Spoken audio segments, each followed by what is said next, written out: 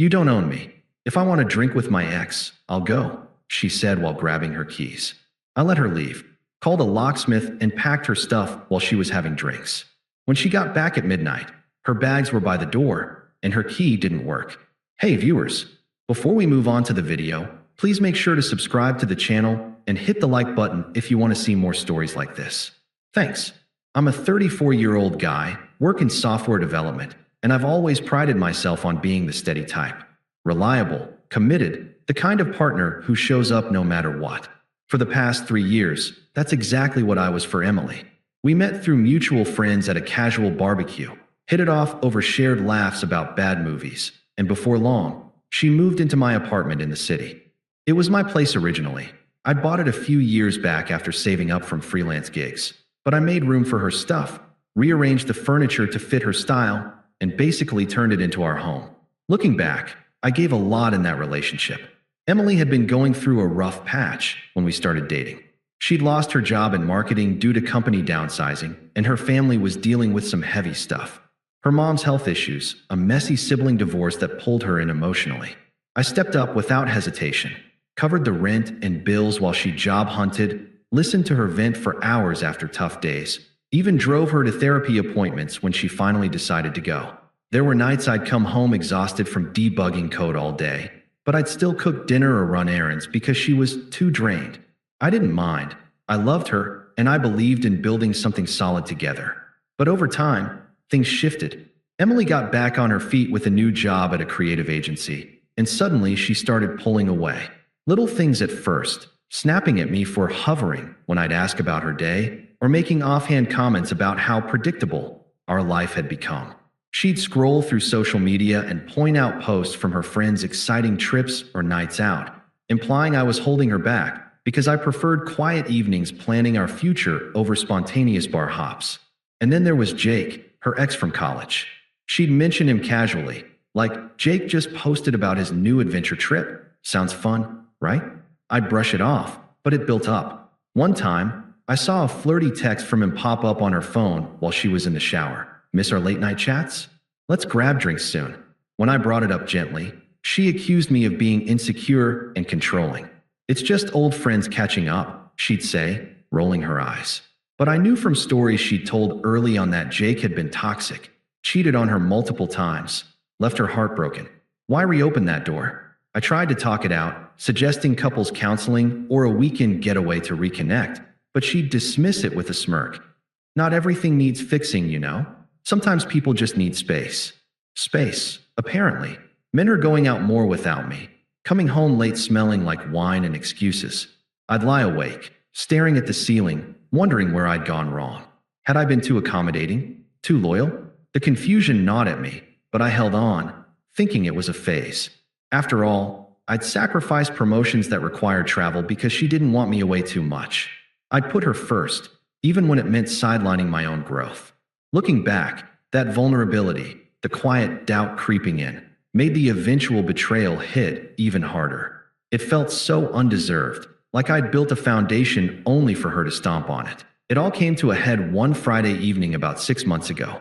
We'd planned a low-key night in, pizza, a movie, nothing fancy, but it was our routine, and I was looking forward to it after a brutal week at work. Emily had been distant all day, texting nonstop on her phone, but I didn't push. Around 7 p.m., as I was setting out plates, she walked into the kitchen dressed up. Nice jeans, makeup done, hair curled. "I'm heading out," she announced casually, like it was no big deal. "Out? I thought we were staying in," I said, keeping my tone even, though my stomach twisted. She grabbed her keys from the hook by the door, not even looking at me fully. "Yeah, change of plans." Jake texted. "He's in town for the weekend and wants to catch up over drinks. It's been ages, it'll be fun." I paused, fork in hand, feeling the air thicken. "Jake? Your ex? The one who—" "Oh, come on," she interrupted, her voice sharpening with that smug edge she'd developed lately. "Don't start with the jealousy routine. You don't own me. If I want to drink with my ex, I'll go. We're just friends now, and honestly, you being all possessive about it is a turn-off." I set the fork down slowly, my mind racing but my face neutral. "I'm not being possessive. It's just, we've talked about this. Boundaries, right? If it was me meeting an ex without telling you, she laughed, a short, dismissive bark that stung more than any shout. Boundaries? Please. You're acting like I'm cheating or something. It's drinks, not a date. And frankly, Jake gets it. He doesn't smother me with all this commitment crap. You think you can control my social life just because we live together? Newsflash. I outgrew that controlling vibe years ago. If you're so insecure, maybe that's on you for being so safe. Boring, even. Jake and I had real sparks back then. This is just harmless reminiscing. Her words landed like punches, twisted logic wrapping around entitlement. She justified it all, the secrecy, the disrespect, by flipping it on me, making my loyalty sound like a flaw. Emily, this feels off. If roles were reversed, you'd be furious. Would I? She smirked, adjusting her bag on her shoulder. Maybe I'd trust you enough not to freak out. But go ahead, sit here and stew. I'm not canceling because of your paranoia. See you later, or whenever. She turned toward the door, keys jingling. I could feel the heat rising in my chest, the urge to argue, to beg her to stay and talk it out. But something clicked. All those months of mistreatment, the emotional abandonment disguised as needing space, the manipulations where she'd gaslight my concerns, it crystallized. I wasn't going to beg. Not anymore. Okay, I said calmly, my voice steady despite the storm inside. Do what you want. She paused at the door, glancing back with a raised eyebrow, like she expected more drama. That's it. No big fight. I shrugged lightly. No, enjoy your night. A flicker of uncertainty crossed her face, but she masked it with another smirk. Fine, don't wait up. And with that, she walked out, the door clicking shut behind her. I stood there for a minute, the silence deafening. Then, methodically, I pulled out my phone and searched for a 24-hour locksmith. While she was out catching up with Jake, I packed her things, clothes, toiletries, the knickknacks she'd scattered around. Not angrily, just efficiently, folding everything neatly into her suitcases. By 9 p.m., the locksmith arrived, changed the locks in under an hour. I paid him, thanked him, and placed her bags just outside the door in the hallway, covered with a tarp in case of rain. No drama, just detachment. Around midnight, I heard the key scrape in the lock. Once, twice, then frustrated jiggling. A knock followed, sharp and insistent. What the hell? Open up. I didn't respond right away. Through the peephole, I saw her fumbling with her phone, probably texting me. My phone buzzed. This isn't funny. Let me in now. I opened the door just a crack, chain still on. Your stuff's out here. We're done. Her face twisted, surprise turning to outrage. Are you serious? Over drinks? You're kicking me out like this? That's insane. I can't believe you'd be so petty and controlling. It's not petty. I said evenly, no emotion in my voice. You made your choice. Respect goes both ways, and tonight showed me it doesn't here. She banged on the doorframe. You can't do this. Half this place is mine. We've been together 3 years. It's my apartment, Emily. Your name's not on the lease. Take your things and go. She cursed under her breath, grabbing a bag. Fine, screw you. I don't need this drama. Jake's place is way better anyway. She stormed off down the hall, bags in tow, hailing a cab outside. I closed the door, locked it, and for the first time in months, felt a strange calm. No outburst, no tears, just quiet resolve. But as I sat on the couch, the unfairness settled in. All I'd given, discarded so smugly. It hurt, but I let it breathe, knowing this was the start of something better. The days after that night blurred into a haze of quiet adjustment. I didn't blow up her phone or stalk her socials. Instead, I blocked her temporarily, just enough to create space, and threw myself into routine. Work became my anchor. I'd always been good at my job, but now I poured extra energy into it, taking on side projects that I'd sidelined for Emily's sake. Remember those promotions I'd passed up? One came around again, a senior developer role with better pay and remote flexibility. I applied, nailed the interview, and got it. Suddenly, my days were filled with coding marathons, virtual meetings, and the satisfaction of building something for myself. But the emotional weight didn't vanish overnight. I'd wake up in the empty apartment, staring at the spot where her favorite mug used to sit, and the confusion would hit. Why had she turned so dismissive? Flashbacks played on loop. The time I stayed up all night helping her prep for a job interview. only for her to snap at me the next day for not giving her space. Or when her mom's surgery went south, and I drove 3 hours to be there, holding her hand while she cried. Yet later, she'd compare me unfavorably to Jake's adventurous spirit in casual conversations. It felt like emotional whiplash, like I'd been a backup plan all along, loyal and steady while she tested the waters elsewhere. I let myself sit with it, the unfairness, the silence. Friends checked in. Some mutual ones sided with her at first, texting things like, "Dude, locking her out? That's harsh over drinks." I'd respond briefly. It was more than that. And leave it. No badmouthing, no details. I journaled instead, scribbling thoughts late at night. Was I too nice? Did that make me a target? The vulnerability lingered, a quiet ache, but I didn't rush healing. I hit the gym, started hiking on weekends, things I'd neglected because Emily preferred staying in or going out with her crowd. Slowly, the confusion cleared into clarity. Her manipulations, the disrespect, they weren't my fault. I'd been committed, and she'd exploited it. About 2 weeks in, hints of karma started trickling through the grapevine. A buddy from our shared circle, Mark, grabbed coffee with me and spilled. Emily had crashed at Jake's after that night, posting vague stories online about new beginnings and freedom from toxicity. Smug as ever, implying I'd been the problem. But cracks showed fast.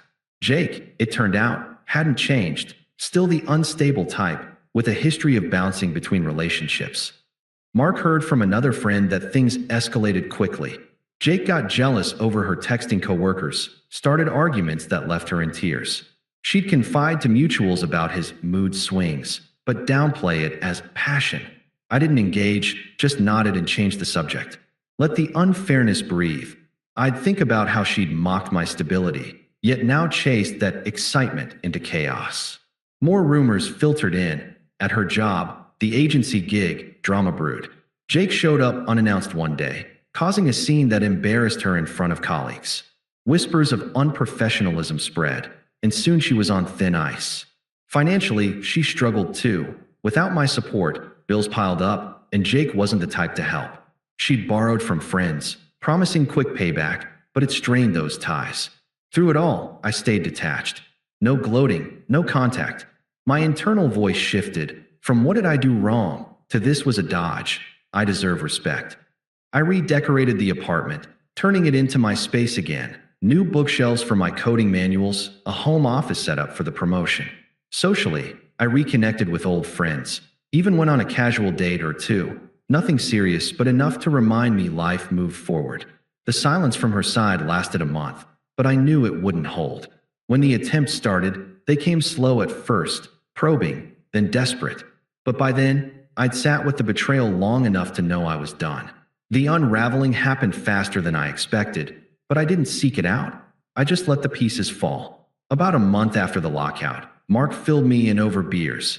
Emily had fully moved in with Jake, but it was a disaster from the start. Jake's adventurous spirit turned out to be code for instability. He'd bounced between jobs, had a temper that flared over nothing, and apparently still kept in touch with multiple exes. Emily posted a couple of glowing updates online at first, all smiles and dimly lit bars, but the facade cracked when mutual friends started whispering. One night, Jake got possessive during a group outing, accusing her of flirting with a waiter and storming out, leaving her stranded. She called a cab, but the embarrassment lingered. Then came the job fallout. At her agency, the drama spilled over. Jake showed up during lunch one day, yelling about some text he'd seen on her phone, right in the lobby. Colleagues gossiped. Her boss pulled her aside for a professionalism talk, and within weeks, she was let go.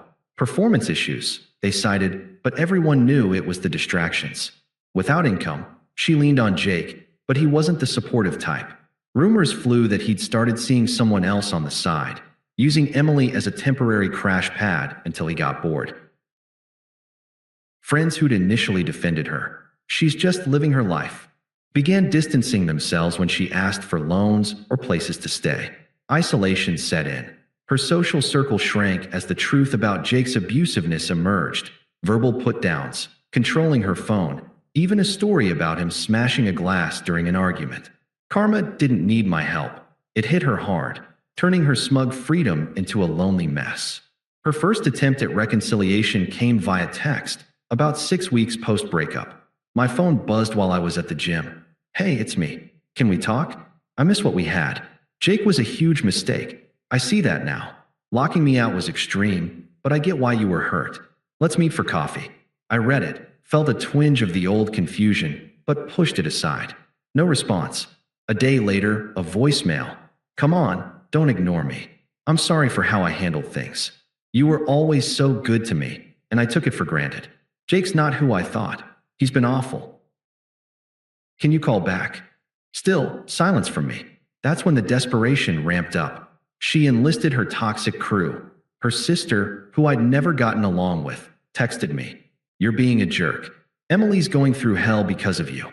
Grow up and talk to her. She needs support." I blocked the number without replying. A mutual friend, pressured by Emily, called. "Dude, she's crashing on couches now. Jake kicked her out after a fight. At least hear her out. She's family to us." But the real escalation was when she showed up at my office building one afternoon, waiting in the lobby like it was no big deal. I spotted her through the glass doors as I headed out for lunch. Disheveled hair, puffy eyes, clutching her bag tightly. She rushed over when she saw me. "Please, just 5 minutes," she pleaded, her voice cracking but laced with that old manipulation. I screwed up big time. Going out with Jake that night was stupid. I was just frustrated, feeling trapped. "But you overreacted by packing my stuff like that. We could have talked it out. Now everything's fallen apart. He's abusive, controlling everything I do. I lost my job because of the stress, and I have nowhere stable to go. Remember how you used to help me through tough times? I need that now.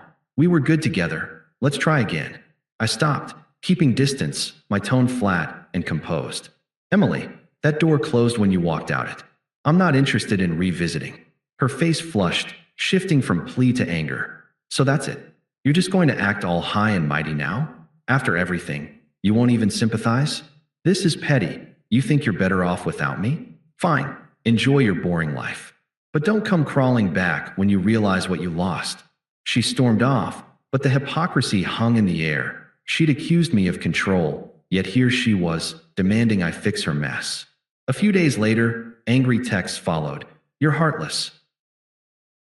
Jake was right about you. Too safe, too spineless." I blocked her permanently, the escalation showing her true colors. Entitled, unwilling to own the betrayal. Mutual friends stopped pushing after that. A couple even apologized, saying they'd seen the full picture now. Her downfall felt earned, realistic. Not some dramatic revenge, but the natural consequence of her choices. By then, 8 months had passed, and my life had leveled up in ways I hadn't anticipated. The promotion led to a hybrid setup, letting me travel for conferences, something Emily had always vetoed. I met new people, including Sarah, a fellow developer from a networking event. We hit it off over shared tech geekery. It was easy, respectful, no drama. Nothing official yet, but it reminded me what healthy felt like. The apartment? Fully mine again, with a home gym corner and weekend plans that didn't revolve around anyone else's moods. The final encounter happened at Mark's birthday party, a casual backyard gathering for our old circle. I debated skipping it, knowing Emily might show, but I wasn't hiding. I arrived composed, chatting with friends about my recent hike, feeling emotionally free. She was there, cornered by the grill, looking worn, thinner, forced smiles, nursing a solo drink. Our eyes met across the yard. She beelined over, weaving through the crowd. "Hey," she started, voice tentative but desperate. "Didn't expect to see you here. You look good. Successful. Listen, I've been thinking a lot. What happened with us? It was my fault. Jake was a nightmare. He isolated me, cheated, left me broke. I'm in therapy now, trying to fix myself. Seeing you thrive, it makes me realize what I threw away. Can we start over? Even as friends? I miss your stability, your kindness. Please, I've changed." Her words dripped with hypocrisy, the same stability she'd mocked as boring. Friends nearby shifted awkwardly, the public setting amplifying her plea and my calm. I set my drink down, meeting her gaze evenly. "Emily, I've built a life that doesn't include you anymore," I said firmly. No edge, just fact. That chapter ended when you chose disrespect over us. I'm focused on my growth now, new opportunities, real peace. You're irrelevant to my happiness. I've moved on completely. This is me protecting what I've earned. Take care of yourself." She blinked, face crumpling. "You don't care at all? After 3 years? That's cold. Don't you see I'm suffering?" I shook my head slightly. "Your choices, your consequences. I'm not here to fix them." With that, I turned back to the group, rejoining the conversation seamlessly. She lingered a moment, then slipped away early, the reversal stark, her desperation on display amid laughter, while I thrived, untouched. Sarah texted me later that night. We'd exchanged numbers weeks prior, and we laughed about a work meme, a simple reminder of better ahead. The contrast hit her hard. I later heard through Mark. She realized too late what better truly meant. Looking back, that betrayal was a brutal gift. It forced me to confront how much I'd dimmed myself for someone who saw loyalty as weakness. Now, I'm clearer, stronger, promoted twice since, exploring hobbies like photography on those hikes, even planning a solo trip abroad. Sarah and we're taking it slow, but it's built on mutual respect, the kind Emily never valued. Karma handled the rest. Last I heard indirectly, she's piecing things together alone, no more smug posts. I don't wish her ill, just indifference. If anything, I learned to guard my peace fiercely. Thanks for watching. Make sure to subscribe to the channel and hit the like button. What do you think about this story? Share it in the comments.